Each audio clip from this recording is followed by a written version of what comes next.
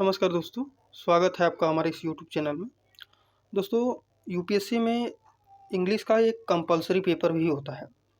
तो आज हम उसकी बात करेंगे कि जैसे इंग्लिश कंपल्सरी, मेरे कई ऐसे मित्र भी हैं जिन्होंने इंग्लिश कंपल्सरी पेपर में फेल हो गए हैं। तो मैं ये कहना चाहता हूँ कि आप जो यूपीएससी की तैयारी कर रहे हैं, तो यूपीएससी में लगभग 10 से 12 पेपर जो होते हैं, एक में भी अगर आपने चूक की तो यूपीएससी आपको बाहर कर देगा। तो इसलिए आपको हर पेपर को सीरियसली लेना है।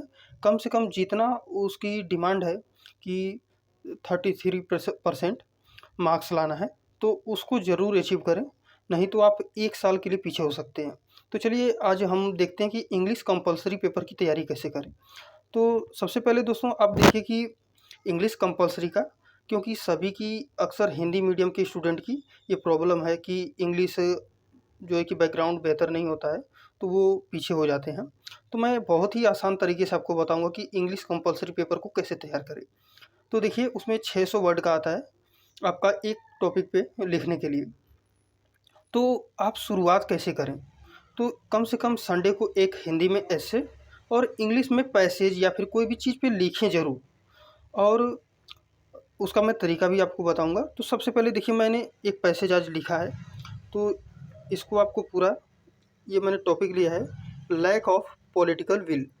तो ये चीज़ें मैंने लिखी है और मैं आपको ये दिखाऊंगा भी कि कहाँ से मैंने लिखा है। तो ये चीज़ है। तो, तो दोस्तों मैंने ये लिखा और ये देख सकते हैं टॉपिक द हिंदू का है कि लैक ऑफ पॉलिटिकल विल। तो इससे मैंने लिखा है।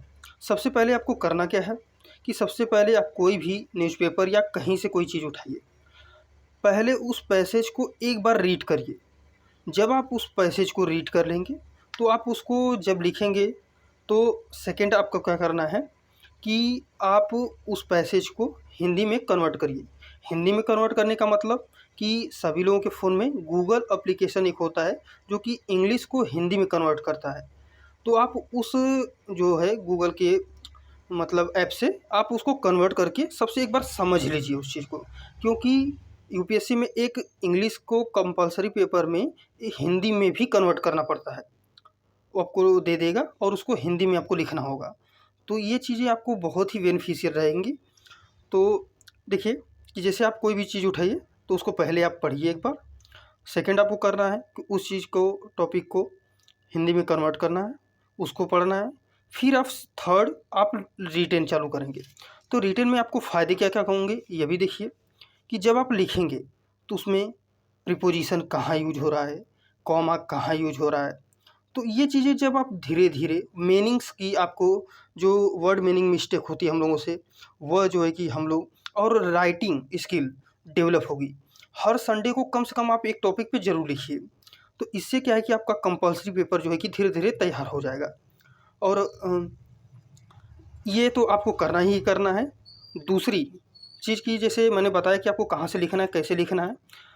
और एक चीज़ है कि आपको एक जो क्रॉनिकल की प्रीवियस ईयर कंपल्सरी पेपर जो हुआ है, उसका जो पीवाईक्यू आता है, तो उसे आप ज़रूर ले लीजिए मार्केट से। और नहीं तो आप यूपीएससी की वेबसाइट से इंग्लिश कंपल्सरी पेपर का प्रीवियस ईयर क्वेश्चन पेपर उसको डाउनलोड भी कर सकते हैं। तो यहाँ से आप इसको ले लीजिए। और इंग्लिश कंपल्सरी पेपर में इसमें आपको जो है देखिए कि टॉपिक वाइज चीज़ें दी गई हैं कि कहाँ से कौन सा क्वेश्चन या फिर किस साल कैसा क्वेश्चन क्या क्या पूछा गया है। तो इसको टॉपिक वाइज देखिए दे दिया है कि ऐसे, तो ये सॉल्व भी किया है, उसमें बताया भी है। तो ये बहुत ही बेनिफिशियल आपके लिए रहेगा।